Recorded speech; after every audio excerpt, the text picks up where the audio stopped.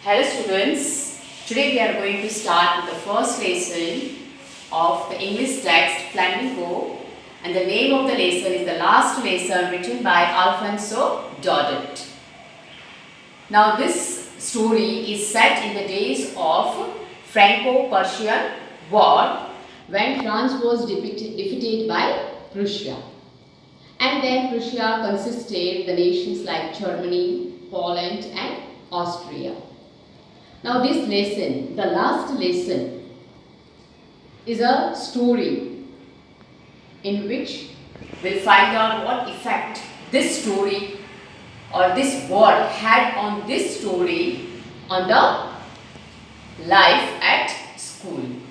Okay children, so just we will first I'll read the lesson and then we'll start with the explanation of this story, that is the last lesson written by Alfonso Daudet. The last lesson is written by Alfonso Daudet. He was a French novelist and a short story writer. Now this Franco-Prussian War, it had a deep effect on his writing, and he has written some personal experiences through this story. Now I am reading the lesson. I started for school very late that morning and was in great dread of a scolding, especially because M. Hamel had said that he would question us on participles and I did not know the first word about them. For a moment I thought of running away and spending the day out of doors. It was so warm, so bright. The birds were chirping at the edge of the woods, and in the open field back of the sawmill, the Prussian soldiers were drilling. It was almost more tempting than the rule of for participles, but I had the strength to resist and hurried off to school. Now here a little boy named Franz, he started for the school one morning and he was afraid of going to school. Why? Because on that particular day his French teacher M. Hamel was going to ask some questions about participles, and he didn't know anything about participle and he was afraid of being scolded by his teacher. Now it was a bright sunny day and Franz thought that he would spend the day outside away from the school. The chirping of the birds and the drilling of Prussian soldiers were more tempting than the rules of this participles. So first of all he thought that he would spend his time outside, but then he resisted, he had control over his temptation and he hurried off, he went to the school.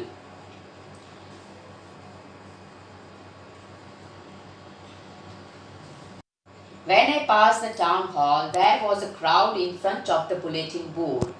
For the last 2 years, all our bad news had come from there. The lost battles, the draft, the orders of the commanding officer, and I thought to myself without stopping, what can be the matter now? Now Franz hurried off to school, he went to the school.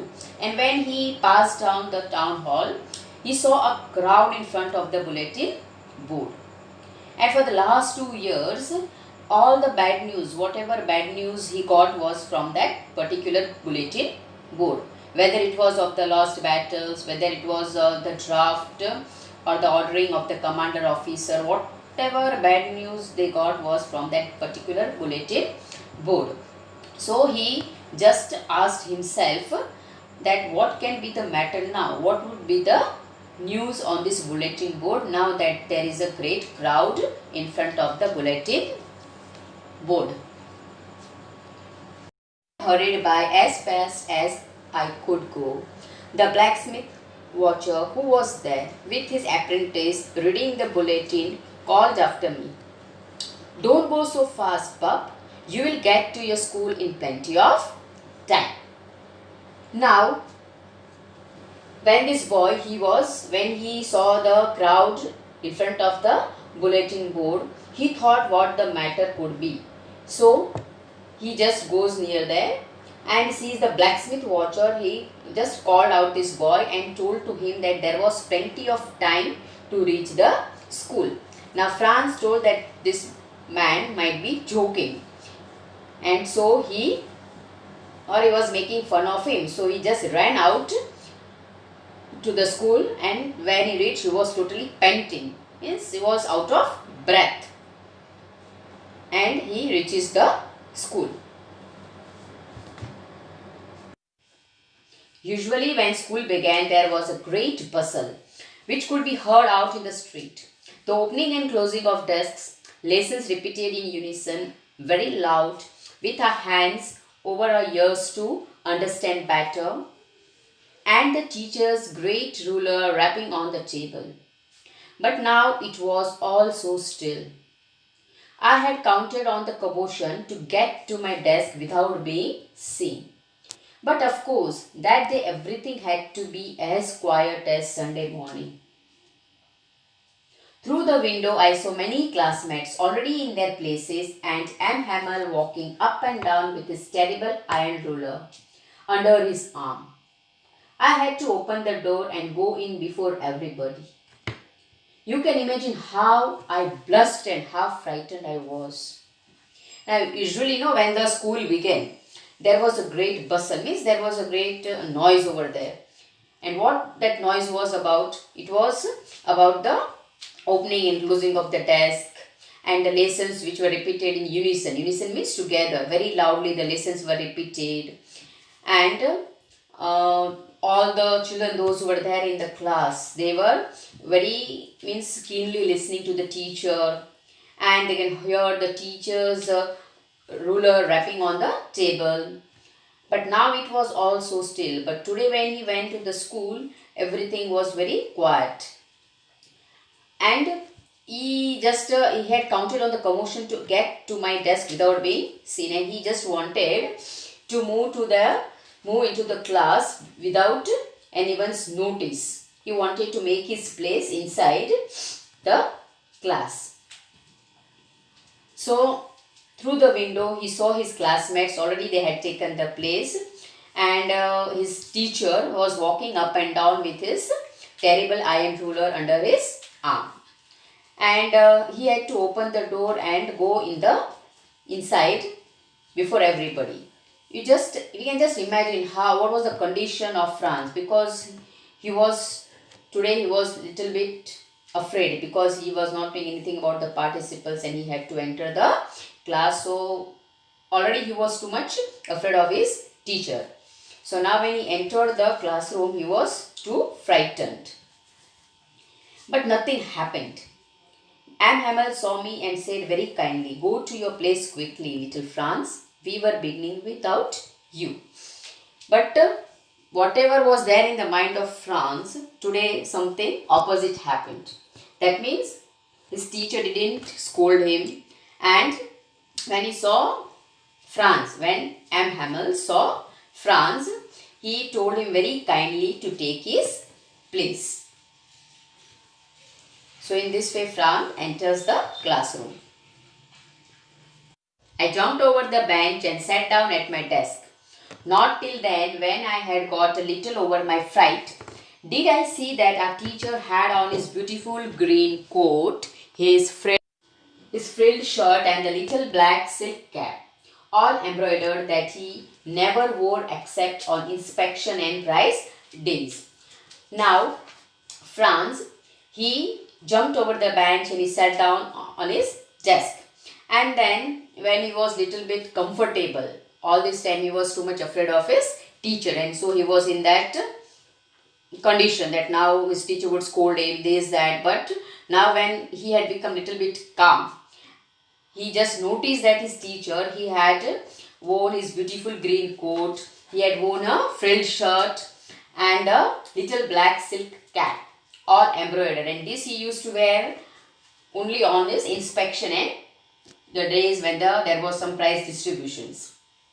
Besides, the whole school seemed so strange and solemn. But the thing that surprised me was to see on the back benches that were always empty. Now something strange he saw, that the back benches all these days which used to remain empty, vacant, today they were filled with the people, village people. They were sitting on the bank benches. That means the whole class was filled with the people. Now it is three, but the thing that surprised me most was to see on the back benches that they were always empty. The village people sitting quietly like ourselves. Old Hosher with his three-cornered hat, the former mayor, the former postmaster, and several other besides. Everybody looked sad, and Hosher had brought an old primer, thumbed at the edges, and held it open on his knees with his great spectacles lying across the pages. Now, on the back benches, who were the people sitting?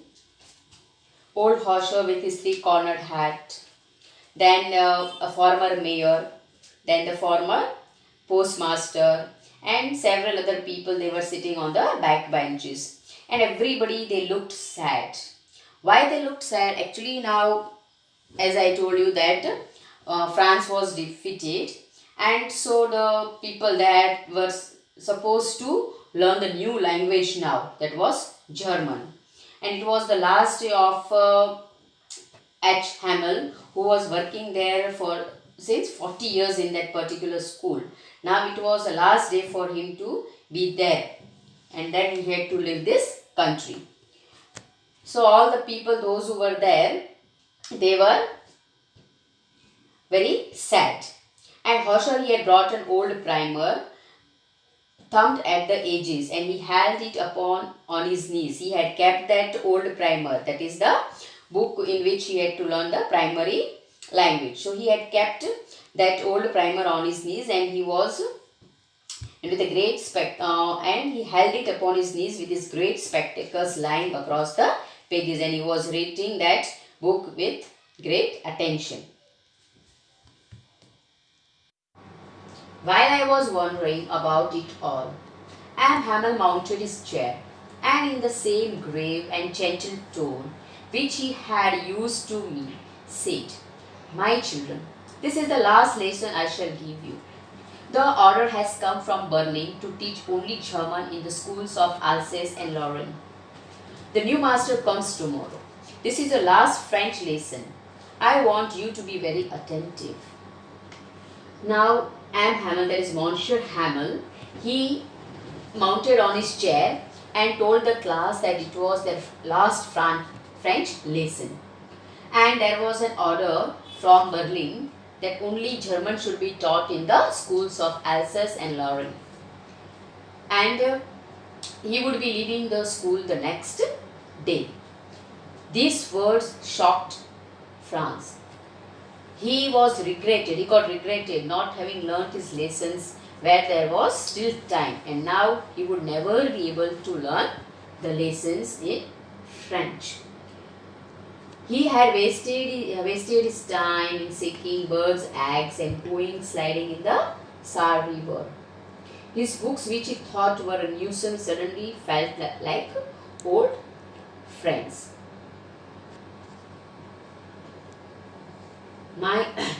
What a thunderclap these words were to me.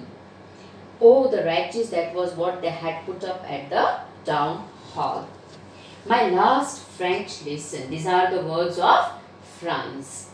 When he came to know from his teacher that it was the last lesson in French, it was like a thunderclap to all of them, and especially to Franz, because all these days he was just wasting his time in seeking birds' eggs and going sliding on the Saar River. And his books, which he thought were a nuisance, suddenly now he is feeling that they were his very good friends. Oh, how sorry I was for not learning my lessons, for seeking birds' eggs or going sliding on Saar, my books that had seemed such a nuisance a while ago, so heavy to carry.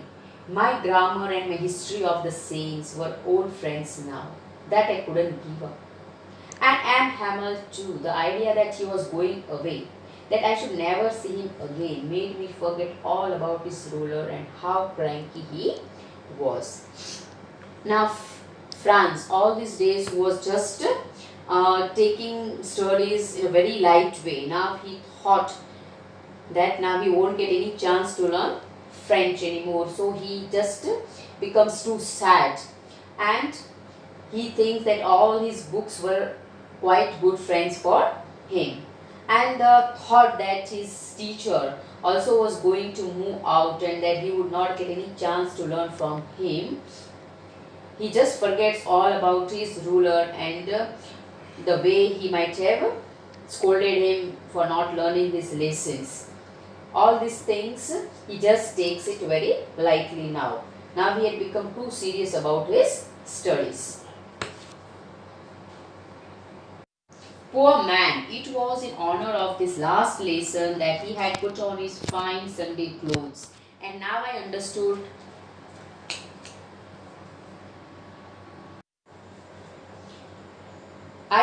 why the old man of the village were sitting there in the back of the room.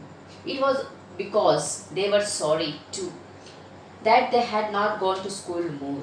It was their way of thanking our master for his 40 years of faithful service and of showing their respect for the country that was theirs no more.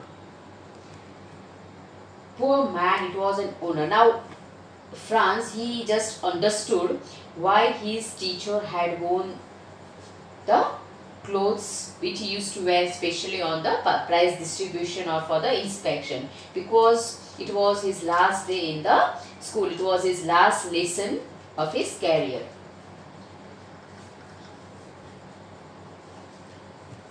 And now I understood why the old man of the village was sitting there in the back of the room. They were all feeling sorry that they didn't go to school all these days. And in order to thank the teacher for his 40 years of his faithful service towards his nation, and to show that respect for their country that would no longer be theirs now, because France was now being defeated and it was taken away by Prussia.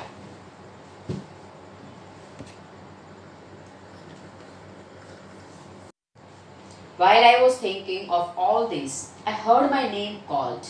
It was my turn to recite. What would I not have given to be able to say that dreadful rule for the participle all through, very loud and clear and without one mistake?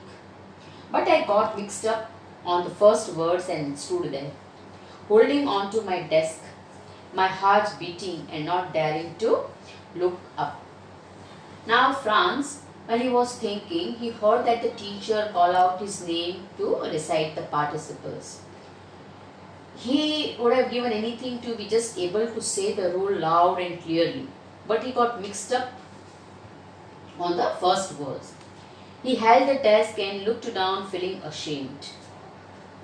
His teacher said that he would not scold him, but he criticized the people of Alsace for their habit of putting off learning for the next day, and that day never came. I heard Aunt Hamel say to me, "I won't scold you, little Franz. You must feel bad enough.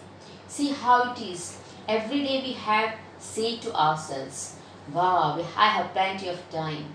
I will learn it tomorrow.' And now you see where we have come out. Ah, that's the great trouble with Alsace. She puts off learning till tomorrow. Now those fellows out there will have the right to say to you, 'How is it you pretend to be Frenchmen and yet you can neither speak nor write your own language?' But you are not the worst, poor little Franz.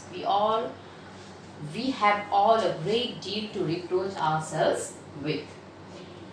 Now when Franz was not able to read all the rules of the rules of the participles, and his heart started beating. He didn't have that strength to look up. He didn't dare to look up. So his teacher, he told to Franz that he would not scold him, and the thing is that one should feel bad of oneself, that they had got plenty of time to learn French, but still they had taken it very lightly, thinking that they will learn it tomorrow, and now The day had come such that they were forced to learn German instead of French. Your parents, your parents were not anxious enough. Your parents were not anxious enough to have you learn. They prefer to put you to work on a farm or at the mills so as to have a little more money, and I have been to blame also. Have I not often sent you to water my flowers instead of learning your lessons? And when I wanted to go fishing, did I not just give you a holiday? Now the teacher, that is Anne Hamel, Monsieur Hamel, he also is feeling a little bit blame. He's blaming the parents, that the parents didn't take any interest in their children's study. He also blamed himself because sometimes he also asked his students to water his plants, or he gave them a holiday from school when he wanted to go for fishing.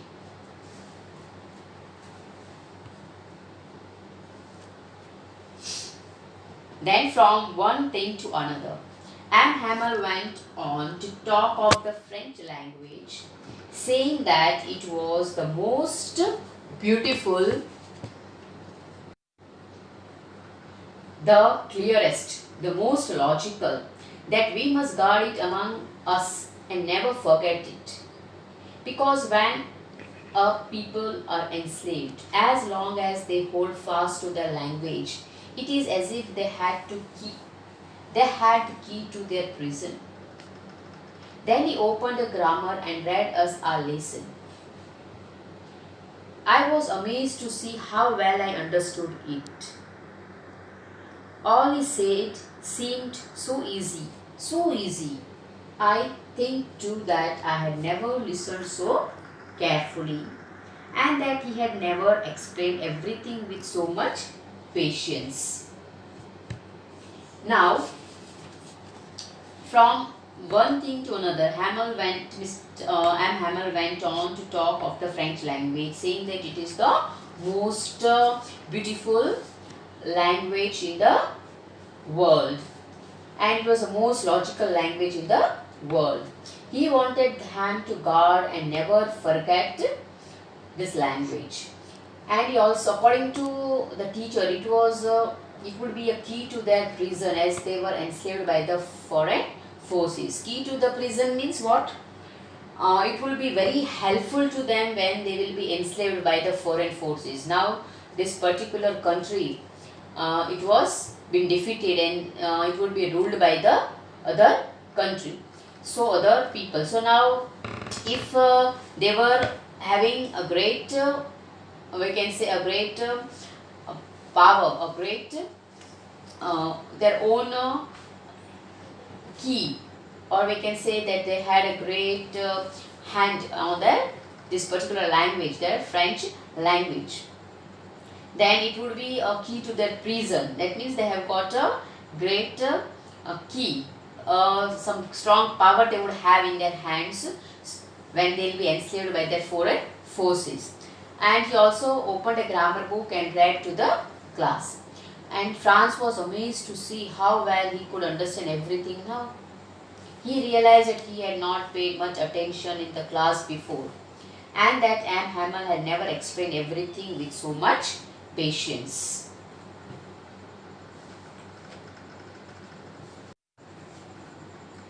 It seemed almost as if the poor man wanted to give us all he knew before going away, and to put it all into our heads at one stroke. Now, as if though the teacher, he wanted to give all the knowledge, whatever he had before he left the school. And he also wanted to put everything in our heads at a stroke. It was the last lesson, it was the last day of his career, and he wanted to put all the things into the heads of the people at the same time. After the grammar, we had a lesson in writing.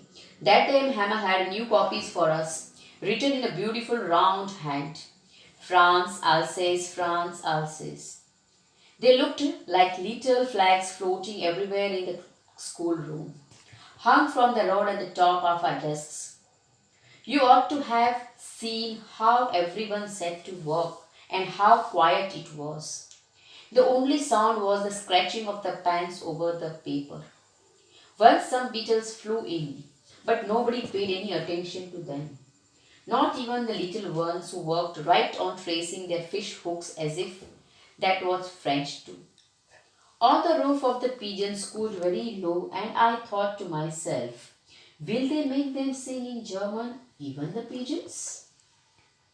So after grammar, the teacher had a lesson in writing. He was supposed to give a lesson in writing. So M. Hamel, he had brought some new copies with Franz and Alsace written on them. Everyone was busy writing and no one could hear the scratching of the pens over. Only one could hear the scratching of pens. No other voice was heard over there. Even the little children, those who were sitting in the class, they were tracing their fish hooks as if though they were learning French too. It seemed as if the teacher, M. Hamel, wanted all in the room to learn French with one stroke. And Franz, that little boy who looked at the cooing of the pigeons, he thought as if though they would be made to coo in German. So they will also, as if though the pigeons also were going to, they will also be forced to learn German instead of French. So you can just see the condition of the class. The whole class was too quiet and all were just deep inside to learn French, as it was the last lesson in their own mother tongue or their own national language. Whenever I looked up from my writing, I saw M. Hamel sitting motionless in his chair and gazing first at one thing, then at another, as if he wanted to fix in his mind just how everything looked in that little schoolroom. Fancy, for these 40 years he had been there in the same place with his garden outside the window and his class in front of him. Now whenever Franz looked at his teacher, he saw that his teacher was sitting motionless in his chair and he was staring, he was looking at each and everything in the classroom. His eyes were fixed at the things which were lying in the classroom. All these years he was working in that particular school. For 40 years he was there in that same place. And now as he had to leave that place, he had to leave the garden, the house, the school. So he was feeling too sad and he wanted to just glance at everything and he wanted to keep everything in his mind. Just like that, only the desk and the benches had been worn smooth. The walnut trees in the garden were taller and the hope pine that he had planted himself twined about the windows to the roof. How it must have broken his heart to leave it all. Poor man. To hear his sister moving about in the room above, packing their trunks, for they must leave the country next day. The teacher, M. Hamel, he was looking outside and he saw the walnut trees in the garden that had grown taller and the hope vine that he had planted himself, it had just reached to the roof. And now his heart was totally broken.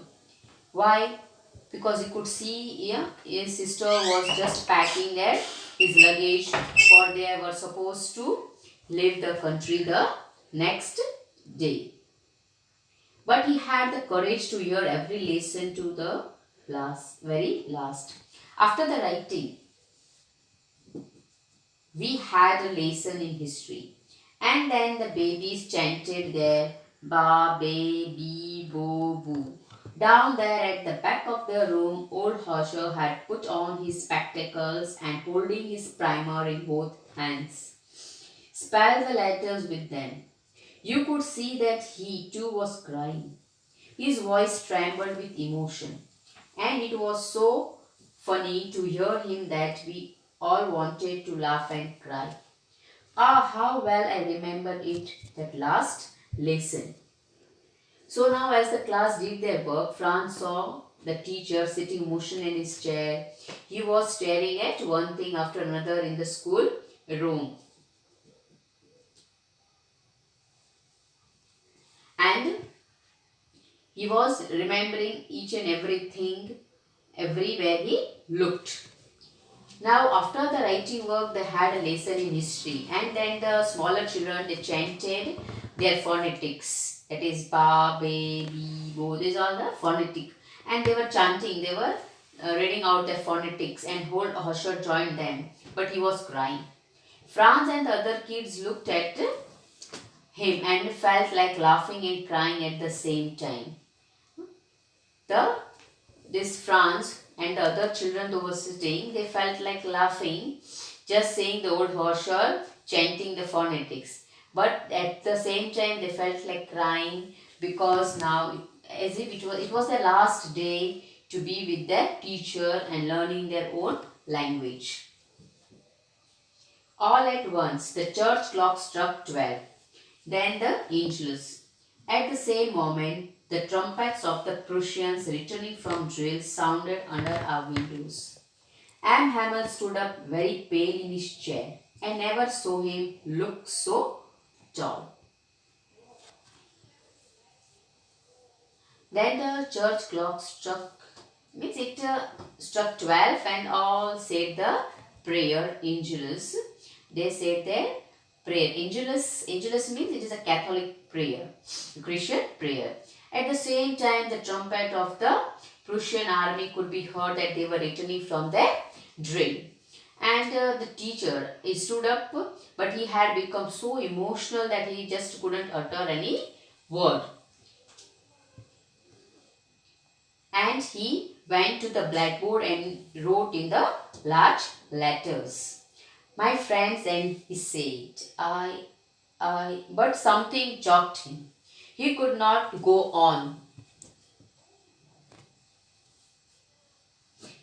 Then he turned to the blackboard, took a piece of chalk, and bearing on with all his might, he wrote as large as he could. Viva la France. Then he stopped and leaned his head against the wall, and without a word, he made a gesture to us with his hand. School is dismissed. You may go. Now, Am Hamel, he stood up, but he became so emotional that he couldn't speak a word. He just went near the blackboard and he wrote in a large letters, Viva la France, that means long live France. And then without uttering a word, he just made a gesture, means he just signaled, he just told he didn't speak, but without speaking, just to make a gesture, he gave a sign that the class was dismissed and now the people, those who were in the class, they can leave the class. That means the class was over. Okay, I hope children you have understood the lesson. Now in the next video, we will be just understanding the grammar part of this lesson. Okay, so till that time, be safe, be careful. Goodbye.